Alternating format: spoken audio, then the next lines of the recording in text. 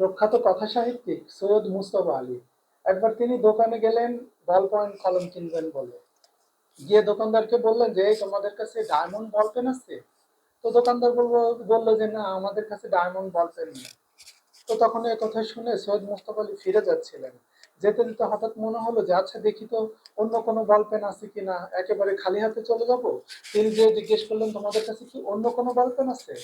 তখন দোকানদার বললো যে, হ্যাঁ আমাদের কাছে ব্রাইট আছে, পাওয়ার আছে, সুলেখা আছে, আপনি কোনোটা নিতে চান? তখন সৈয়দ মুজতবা আলী মনে করলেন যে এদেরকে একটু সেলসম্যানশিপ শেখানো দরকার।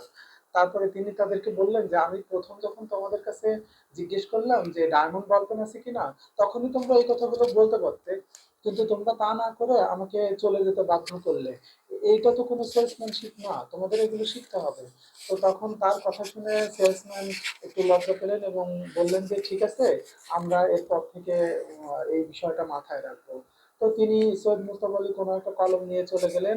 এর কিছুক্ষণ পর প্রখ্যাত সাহিত্যিক অন্নদা শঙ্কর রায় ওই দোকানে আসলেন। আসার পর জিজ্ঞেস করলেন, এই তোমাদের কাছে কি টয়লেট পেপার আছে? তো দোকানদার, যে সেলসম্যান ছিল, সে হঠাৎ করে মুজতবা আলীর কথাটা মাথায় রাখলো। ওদের দোকানে তখন আসলে টয়লেট পেপার ছিল না। তো তখন সে বলল যে, না আমাদের কাছে তো টয়লেট পেপার নেই, তবে সিরিজ কাগজ আছে, আপনি কি সিরিজ কাগজ নিবেন?